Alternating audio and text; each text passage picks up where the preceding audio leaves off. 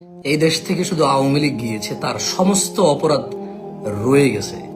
কারণ অপরাধ আওয়ামী লীগ করেনি, অপরাধ করেছে বাংলাদেশি মানুষ। অপরাধ বিএনপি করছে না, অপরাধ করছে বাংলাদেশের মানুষ। বিএনপি 15 বছর ছিল না, অপরাধ ছিল, আওয়ামী লীগ ছিল। এই আওয়ামী লীগ চলে গিয়েছে, অপরাধ রয়ে গেছে।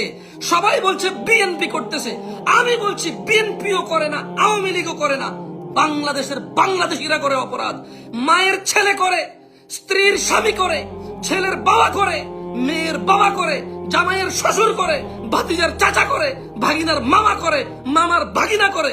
এই দেশে আমরা বাংলাদেশিরা অপরাধী, কোন দল অপরাধী নেই দেশে। এই মানুষগুলো দল করে, এই অপরাধী মানুষগুলো কেউ আওয়ামী লীগ করে, কেউ বিএনপি করে, কেউ জাতীয় পার্টি করবে, কেউ এনসিপি করবে, কেউ ওই নাগরিক পার্টি নতুন করে একটা পার্টি হয়েছে এটা করবে। বাংলাদেশের মানুষ করবে এই পার্টিগুলা। এরপর দোষ দেবে বিএনপি, দোষ দেবে আওয়ামী লীগ, দোষ দেবে এনসিপি, দোষ দেবে জাতীয় পার্টি, দোষ দেবে জামাত ইসলাম, দোষ দেবে হেফাজত ইসলাম। অথচ মানুষগুলো দোষী। মানুষ দলের কি বিচার হবে নাকি? 10 কোটি, 5 কোটি, 1 কোটি, 2 কোটি, 4 কোটি মানুষ দিয়ে দল, এত দলের বিচার করবে কে? মানুষগুলোর বিচারের আওতায় আনা উচিত, মানুষগুলোকে বিচারের আওতায় আনা উচিত। দল নিয়ে কথা বললে দল বলবে যে আমরা ওকে বহিষ্কার করে দিয়েছি।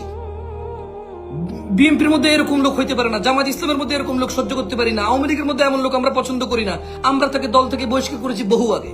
ব্যাস, দল বেঁচে গেল, দল বেঁচে গেল। পুলিশ করলে পুলিশ বলবে আমরা তোকে বরখাস্ত করেছি, আর্মি করলে আর্মি আমরা তোকে বরখাস্ত করেছি।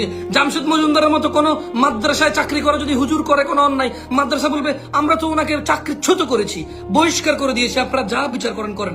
আমাদের মাদ্রাসার সাথে ওর কোনো সম্পর্ক নাই, আমাদের দলের সাথে ওর কোনো সম্পর্ক নাই, পুলিশের সাথে ওর কোনো সম্পর্ক নাই, আর্মির সাথে ওর কোনো সম্পর্ক নাই, বিএনপির সাথে ওর কোনো সম্পর্ক নাই, মসজিদের সাথে ওর কোনো সম্পর্ক নাই। বলবে প্রতিষ্ঠানের বিচার করবে নাকি তোমরা? প্রতিষ্ঠানের বিচার করতে গেলে তো তোমরা জীবনও পারবো না, তোমরা বিচার করতে হবে মানুষের।